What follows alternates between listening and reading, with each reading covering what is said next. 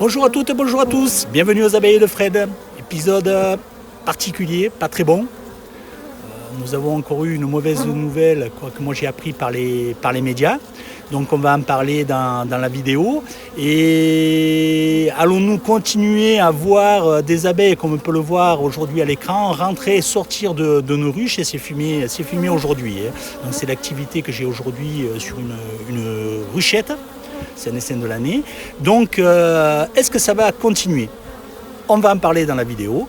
Et ensuite, pour compléter la vidéo, on va parler des sujets qui reviennent couramment. Ce qui est tout à fait normal, c'est de savoir, faut-il déplacer les ruches à plus de 3 km lorsqu'on insère un ou deux cadres avec des abeilles du même rucher? Eh bien, on se retrouve en image tout de suite. Je ne sais pas si vous avez eu la triste nouvelle, parce que pour moi c'est une triste nouvelle, ce que j'ai lu ça sur internet, FR3 Provence. Il a été trouvé sur Marseille des frelons orientales. Et le frelon oriental s'attaque énormément aux abeilles. Alors, j'en ai jamais vu. Je vous mettrai le lien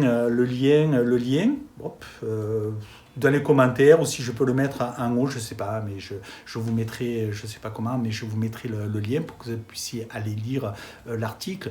Alors vous n'allez pas tout apprendre dans cet article, mais ils mettent bien quand même que c'est un frelon qui attaque énormément les abeilles et qui est aussi agressif envers l'homme, et que ses piqûres sont très mauvaises. Donc, je n'en sais pas plus.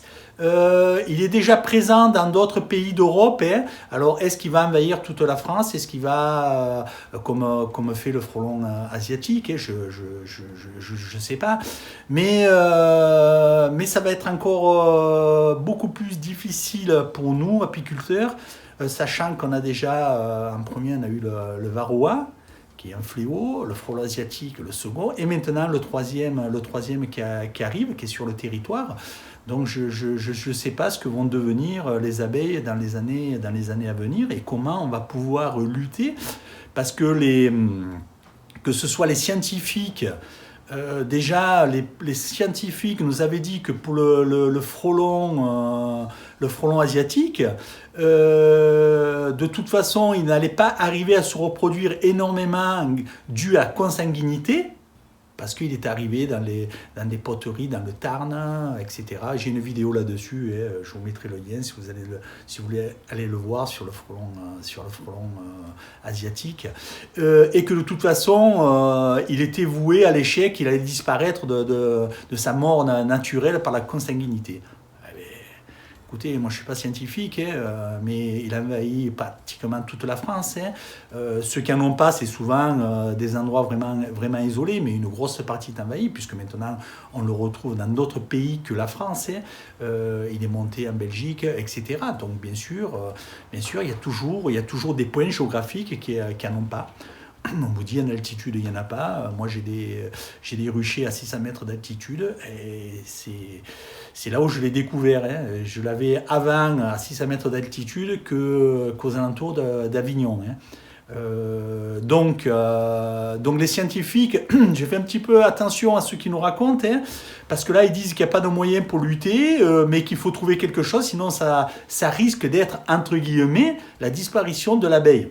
De l'abeille d'élevage, c'est-à-dire ce qui nous concerne, entre guillemets, nous, parce qu'on est sur de l'abeille d'élevage, on n'est pas sur de l'abeille naturelle. Donc voilà, si vous avez des infos là-dessus, n'hésitez pas à le mettre en commentaire, ou pour informer la communauté, parce que il faudra trouver quand même un moyen pour arriver à lutter et à protéger nos ruchers de ce nouvel envahisseur.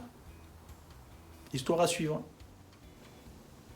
Pour répondre à la question de Jérémy, la question est: faut-il déplacer une ruche lorsque l'on rajoute un cadre d'une autre ruche avec des abeilles sur le même rucher? Donc, vous avez tous, si vous avez appris l'apiculture, vous avez regardé beaucoup de vidéos, vous êtes allé dans des ruchers écoles, etc., on me dira toujours de déplacer les ruches. C'est le bon sens, puisqu'au bout de 3 km, elle est obligée de faire un vol de repérage, elle est perdue, elle ne peut plus retourner à sa ruche initiale.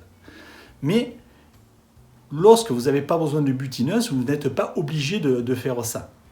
Moi, dans ce cas de figure, je n'avais pas besoin de butineuse, je recherchais un cadre avec des réserves. Pour rappel, des réserves, c'est miel, pollen. Je cherchais du couvain naissant. Et s'il y avait des larves, c'était de l'autre côté, c'était encore mieux. Je suis tombé sur ce cadre que j'ai récupéré d'une ruche et que je suis allé poser dans une autre ruche à 3 mètres d'écart sur le même rucher. Si dessus il y avait quelques butineuses, parce que ce n'est pas là où les butineuses vont être les plus nombreuses, mais il y en a toujours quelques-unes, elles vont ressortir de la ruche où je viens d'introduire le cadre et elles vont retourner à leur ruche initiale. Moi, ça ne me gêne pas parce que j'en ai pas besoin, c'est pas ce que je recherchais. Et en même temps, je n'affaiblis pas à l'entrée de l'hiver la ruche qui a besoin de ses butineuses. Donc c'est pour ça que je n'en ai pas déplacé à plus de 3 km. Maintenant, suivant la période et suivant ce que vous faites et suivant ce que vous avez besoin, vous êtes obligé de déplacer à plus de 3 km.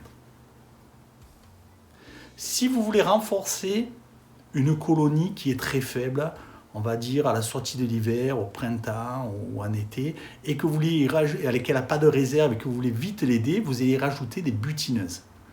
Donc là, vous n'êtes même pas obligé de mettre le cadre et vous pouvez secouer des cadres d'abeilles en entier dedans. Hormis si en plus vous voulez y apporter du couvain pour encore l'aider à se développer encore plus vite. Mais là, vous allez être obligé de déplacer votre nouvelle ruche à 3 km. Pourquoi ?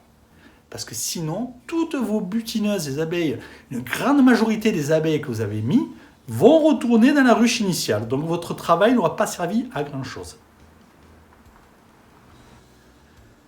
Mais vous allez me dire, mais Frédéric, tu nous as montré au printemps une division en éventail où tu as laissé les 2 ruches sur le même rucher pour que le nouvel essaim que tu as créé crée sa propre reine naturellement. Et tu l'as laissé sur le même rucher. Donc, c'est vrai.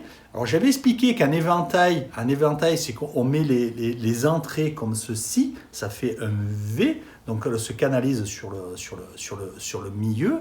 Et je l'ai laissé au même endroit. J'ai bien choisi les cadres que j'ai mis pour créer cette division.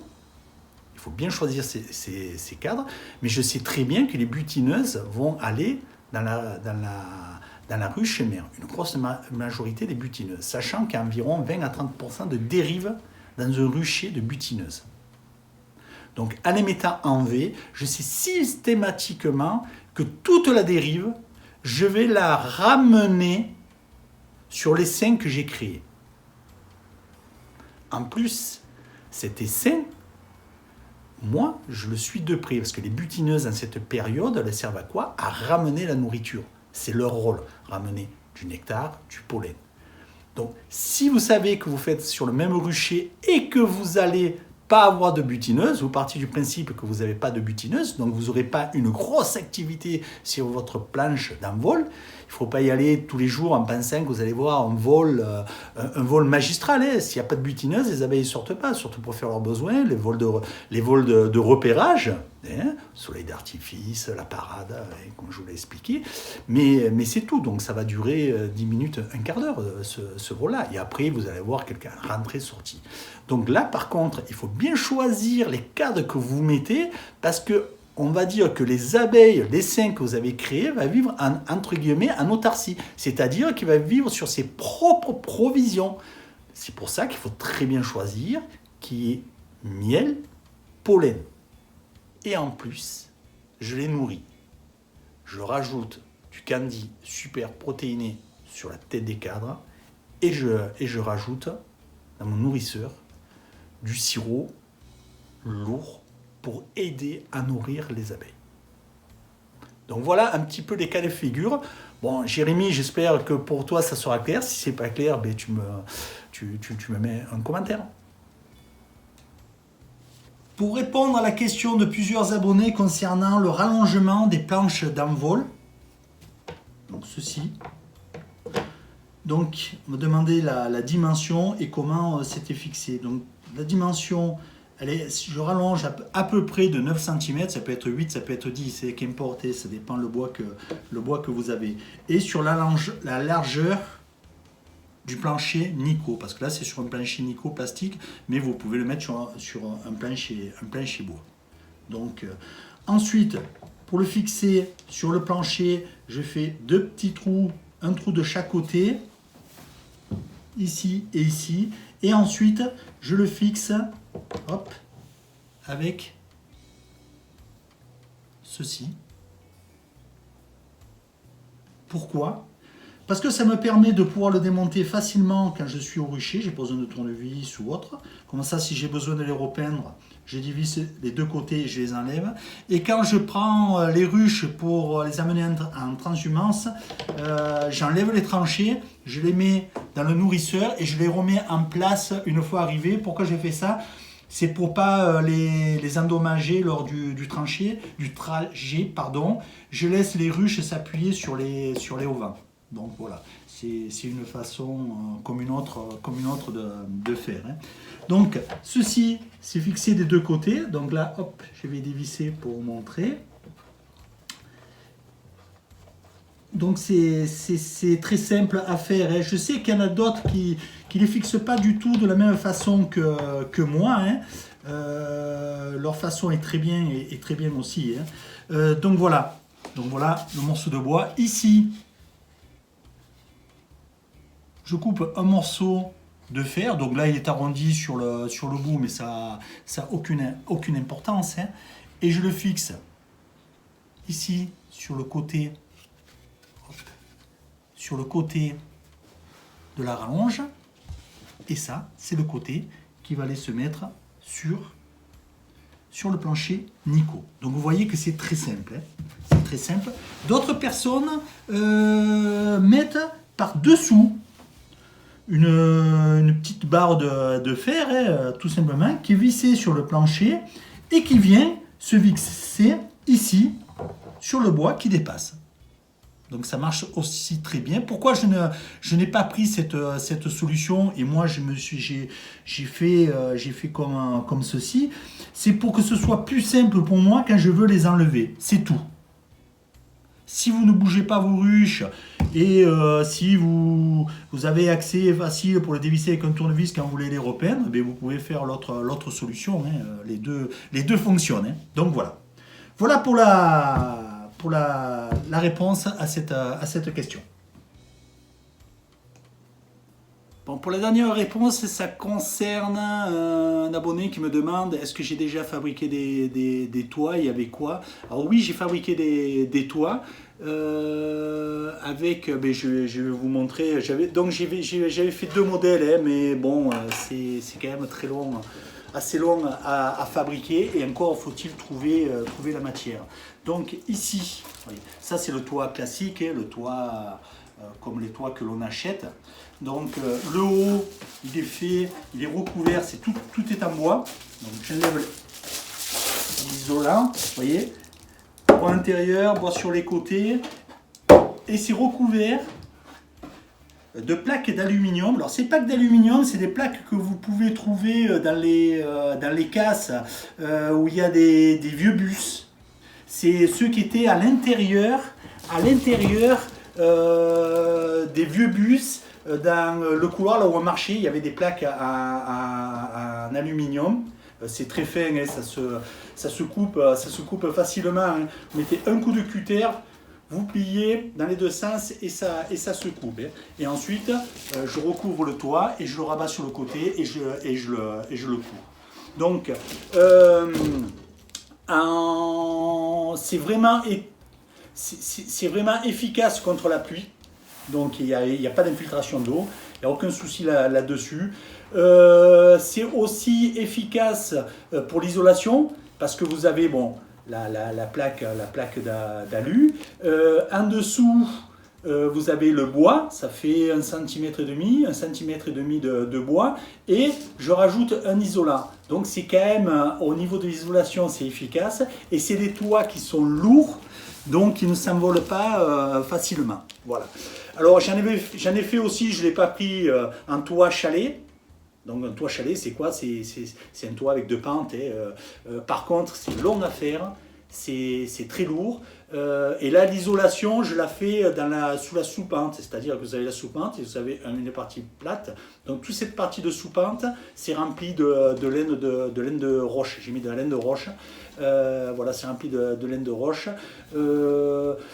C'est juste pour le look, hein. Mais même quand vous êtes sur le rucher à manipuler, j'aime pas, c'est pénible, c'est trop lourd, hein.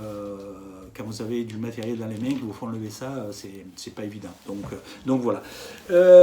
Donc voilà pour répondre avec comment je les avais fait. Donc c'est sûr qu'en termes de coût, ça revient beaucoup moins cher que quand on achète des toits dans un magasin à picole. Par contre, il faut trouver le temps de le faire, et ça c'est toujours pareil. Donc voilà pour la réponse.